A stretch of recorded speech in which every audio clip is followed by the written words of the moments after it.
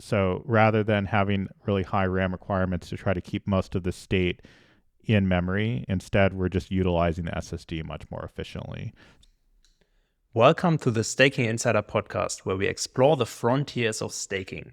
Today we are speaking with Keone, co-founder from Monad.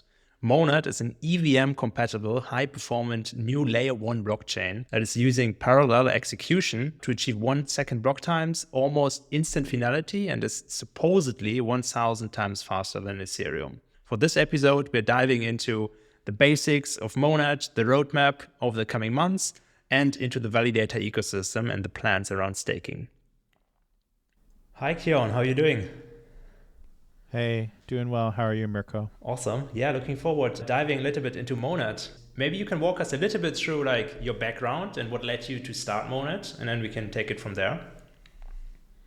Sure thing. We started Monad at the beginning of 2022. Prior to that, I was working in the high frequency trading space. So specifically spent the previous 8 years before starting Monad at Jump Trading, which is a large high frequency trader in the traditional finance space as well as in the crypto space. Most of my time was on the traditional side, mostly trading futures. I led a trading team of about 10 people, building our own trading system from scratch. And it was just a really fun experience that involved building a system from end to end and constantly re-optimizing it, profiling, identifying hotspots, and really squeezing latencies down to sub-microsecond level. Did that for a number of years, joined the crypto team at Jump in mid-2021, focused on Solana DeFi while I was there.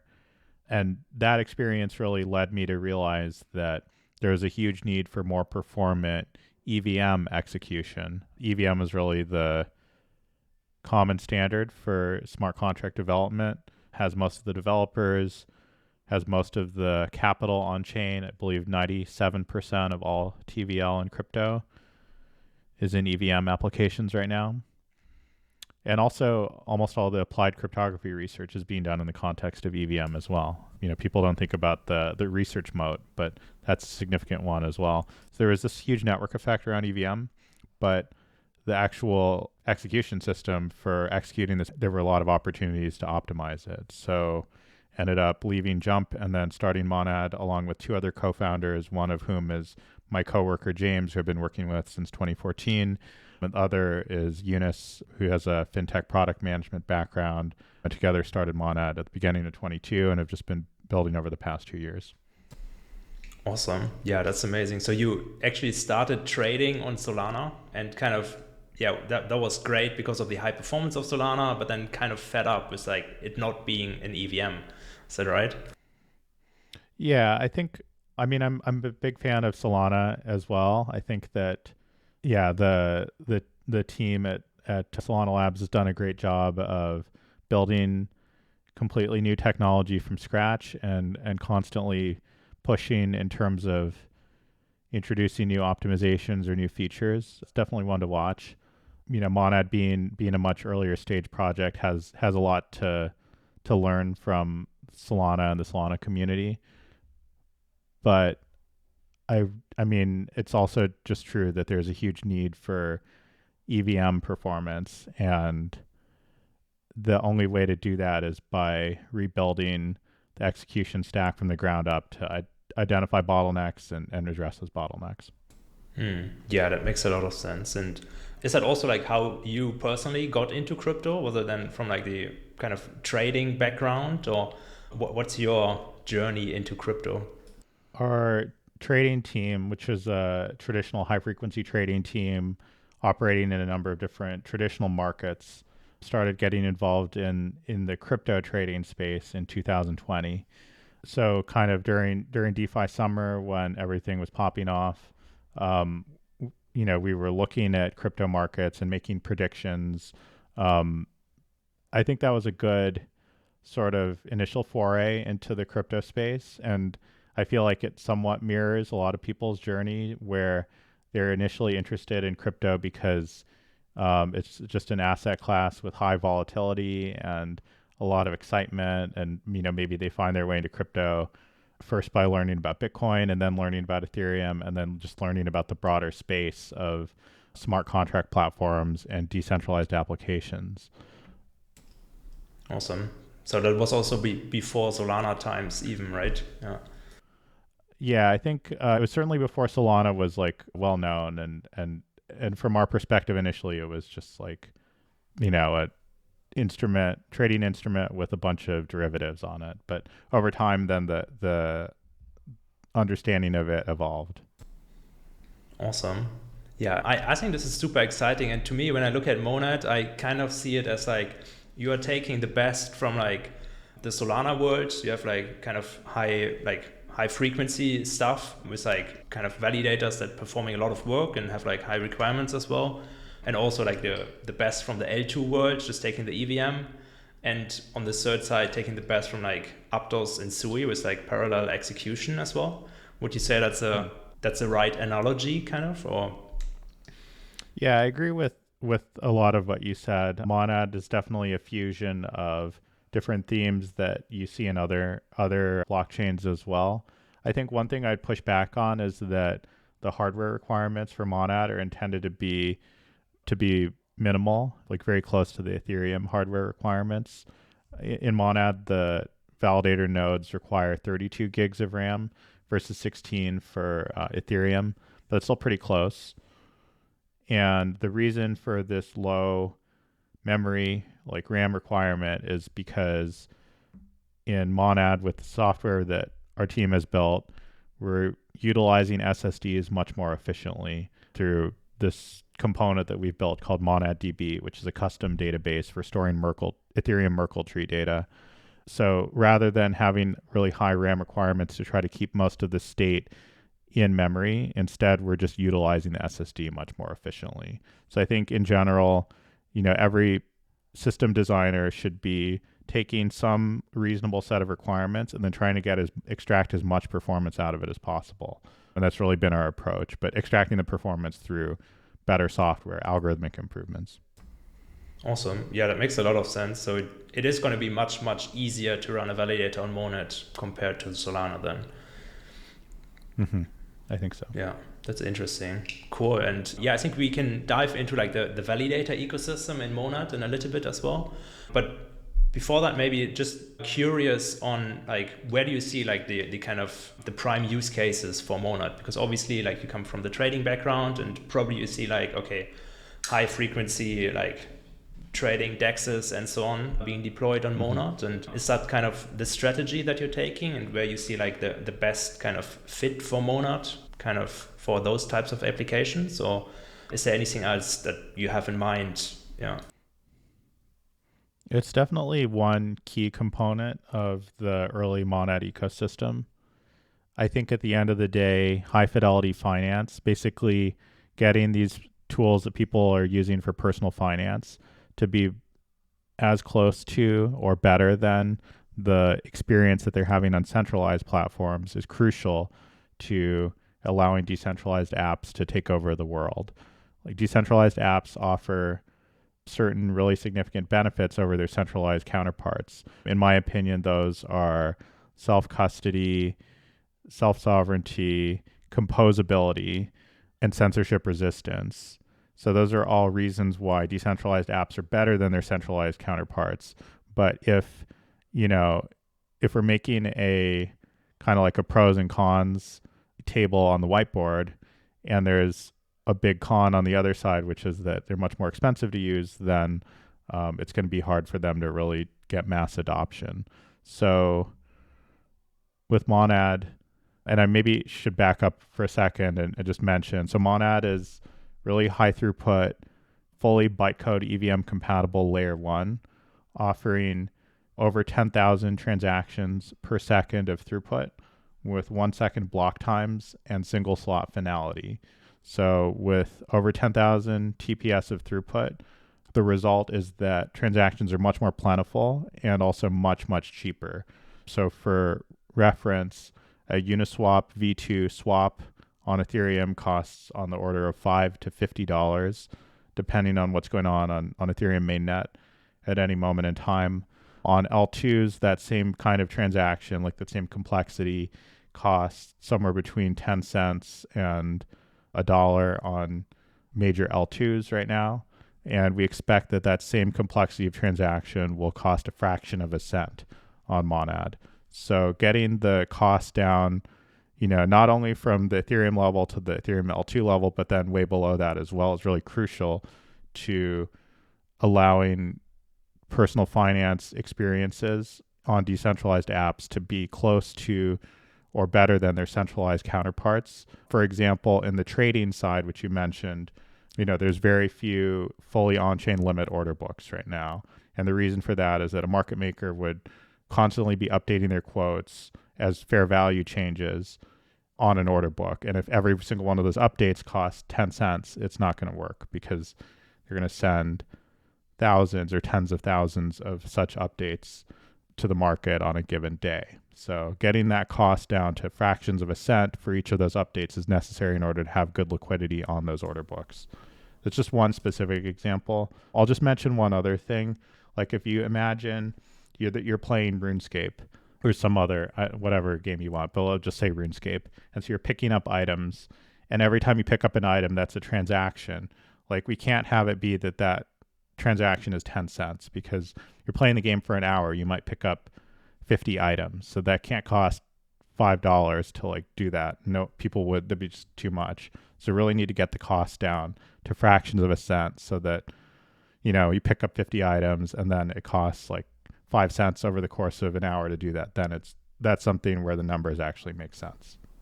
Awesome. And I guess you can only achieve that by being a layer one and really like optimizing heavily on like the validator consensus level already, basically.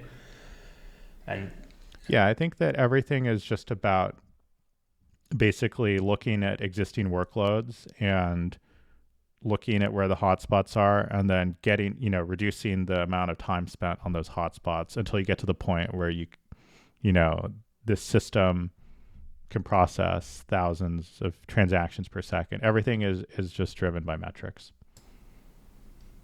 Awesome. Yeah. And then how do you see like this playing out? Because obviously like I think it's great, and we saw it, like Ethereum is getting expensive. It was like at some point almost unusable for like retail at least. And then I guess it was like in the last like 2022 or something, and then like a lot of kind of happenings shifted to like BSC and the other EVM chains, and that was obviously quite seamless because the dApps could just be like migrated because it is EVM.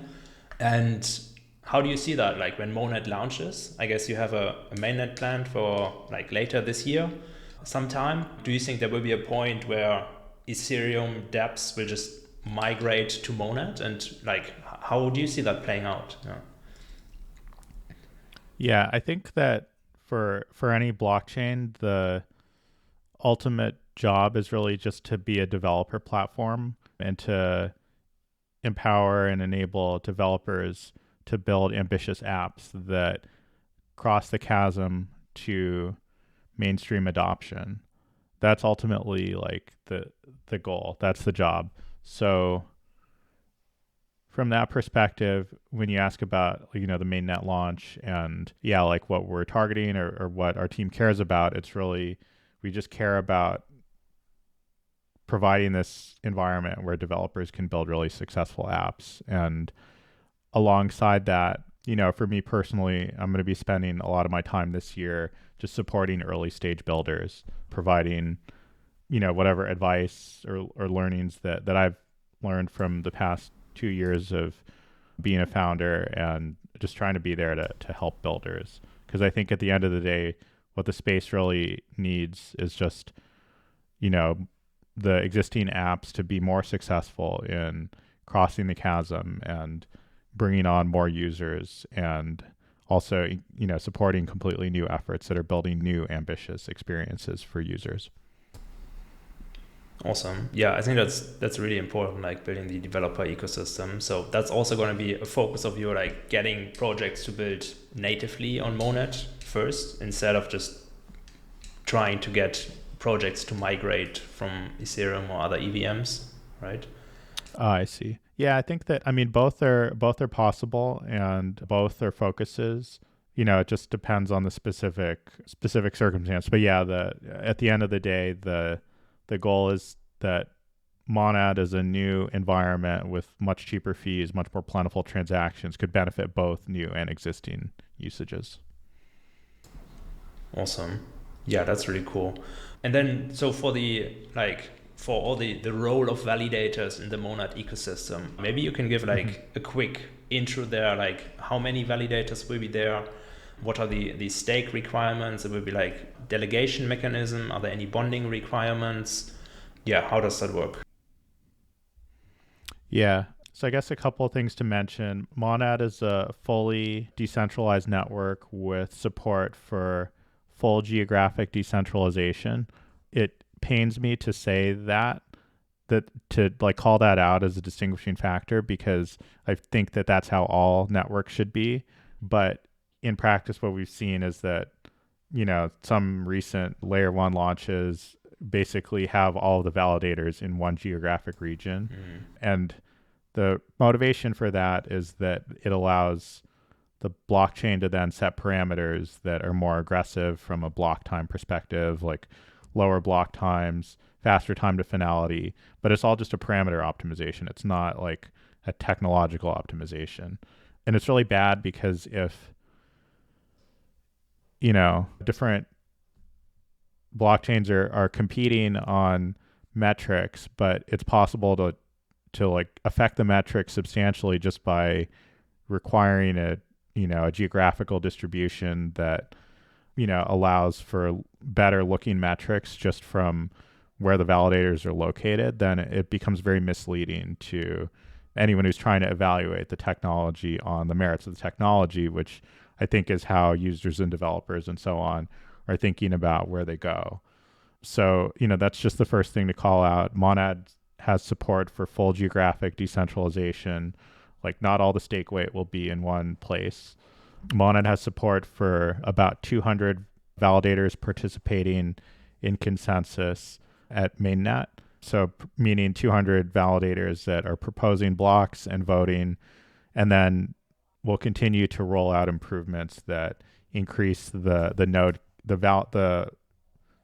count of nodes that are participating in consensus, ultimately to push that number up and to push the Nakamoto coefficient up. But then beyond that, anyone can run a full node. So anyone can run a node that's listening to all the transactions, executing everything, validating everything, and maintaining the full state. So there's not a restriction on the total number of full nodes in the system. Cool. And then, so the geographic distribution, like how are you achieving this? Or like what's unique about Monad here to really kind of put emphasis on the geographic distribution? How does that work?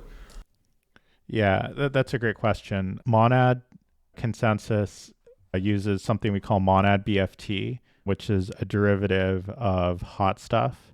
Hot stuff is a consensus mechanism with linear communication complexity.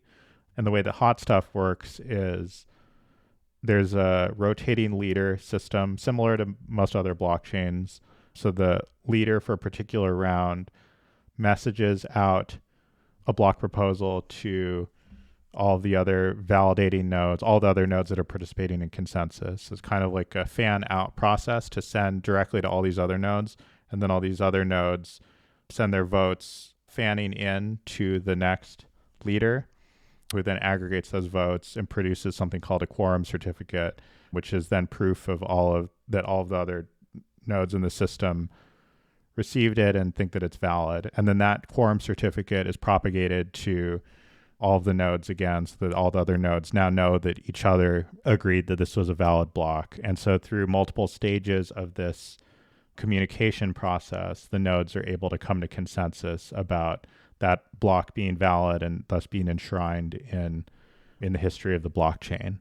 So hot stuff is a single slot finality algorithm, meaning there's no possibility for forks. Once 2/3 of the stake weight has agreed upon a block, then that block is officially enshrined in the history, can't be rolled back.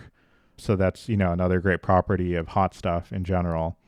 And then with Monad BFT, we've introduced additional improvements, such as moving the number of phases of consensus from 3 to 2, which I won't get into like how that's possible, but it's related to basically a safety mechanism in the event that the nodes are not able to come to consensus about a block and need to fall back. And in the safety mechanism, there's some communication that then allows them to fall back to a checkpoint that's safe. That allows the algorithm to move from 3 phases to 2. And then additionally, there's pipelining in this process so that the quorum certificate, which is the aggregation of all those votes for one block, can actually piggyback on top of the block proposal for the next block. So there's sort of like the communication is cut in half. Overall, these optimizations, as well as other research improvements that the Monad team has made here, ultimately allow this fully geographically decentralized consensus with hundreds of nodes participating. All right. Yeah. So that makes sense. And then, but you still have like 1 second block time, right? So does it mean like that basically, what is it, 66% of all validators have to always attest to like every second, every block, right? That's right. Awesome. Yeah. No, that makes sense, like to get to the highest throughput. And then in terms of like the onboarding the validator set, I think you are also planning to have some sort of like foundation delegation program or anything like that. And what are your plans around onboarding validators specifically? Yeah, our plans are still in flux, but we'll be sure to share updates as soon as we can. But I think you can expect that it'll be similar to industry practice in terms of delegation and so on. Awesome. And is there going to be like a lockup period for stake? And I'm just trying to see like if there's also like a liquid staking ecosystem coming from Monad. And Yeah, all very good questions. Unfortunately, can't comment on it right at this moment, but yeah, I think we'll be following sort of industry practice in terms of the mechanics of staking. Awesome. Yeah, but it's also not clear yet how long like the withdrawal period would be. Yeah, what are your opinions on that? I know a lot of the Cosmos chains have like a 21-day cool off period, which is pretty long. Solana has like, to the next epoch, which is up to 3 days. Is longer better or shorter better? Well, that's a good question. Yeah, you have like very short ones like in Solana and then long ones like in Cosmos and Polkadot. I think the long ones are unnecessary and they just kind of decrease the user experience. But then also if you have a good liquid staking ecosystem, that's obviously great. And then one of the solutions is obviously, why don't you just kind of enshrine liquid staking from the start like some others have? I think that's probably the best. Like Tezos and Cardano, for example, have already been doing that for a long time, and I know Phantom has as well, and Ethereum is talking about it now, and I guess it's just what the market wants, right? You can see it clearly that people want liquid staking. Why not just kind of have a kind of a fair protocol level implementation of it? Yeah. No, it's a good point. I mean, I think with Ethereum, the original objective, and I'm paraphrasing or like, don't trust me as authority because I'm not part of the EF, but it seems that the focus is very heavily on solo staking and just encouraging everyone to run their own nodes, which is definitely a very worthy cause.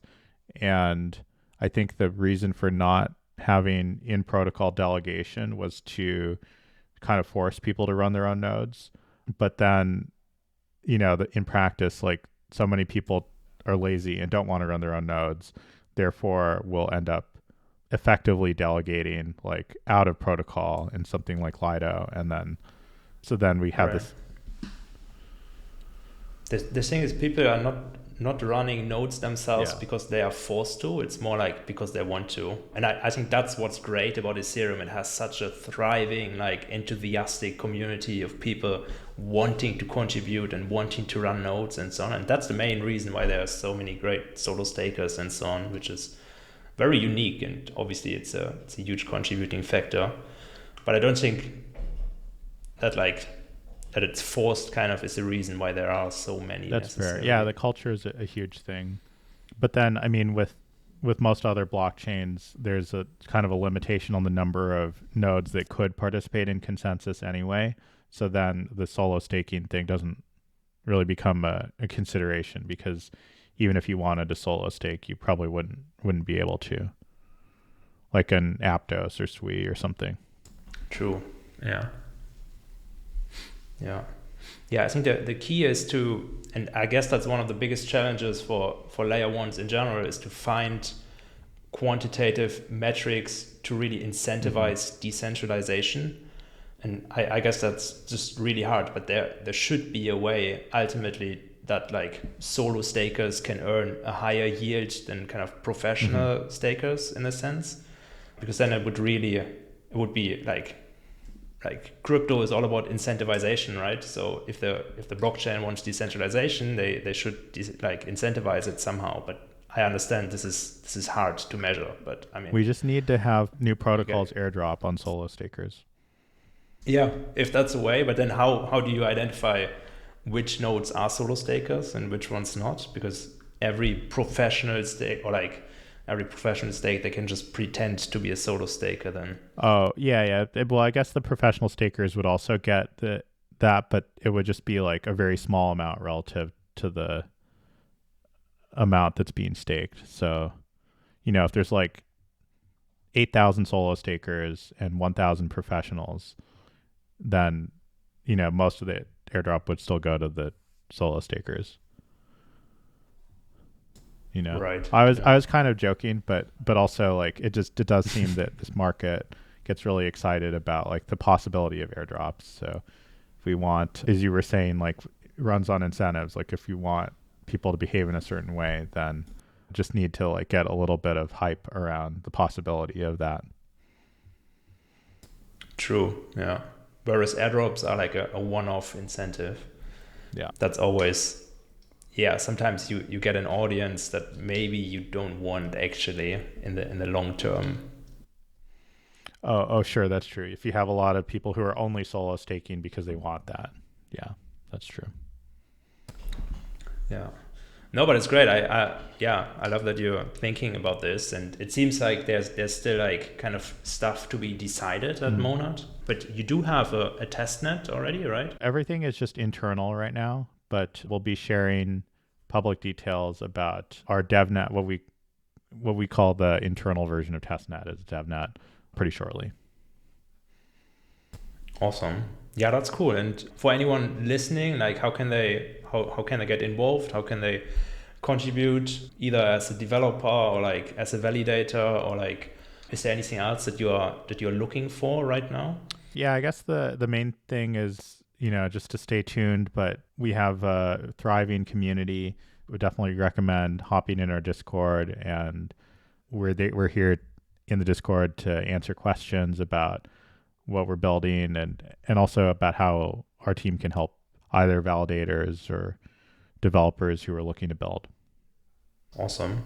Cool. Yeah, exciting. And mainnet is scheduled for Q3 or targeted for Q3? We're targeting Q4 of this year.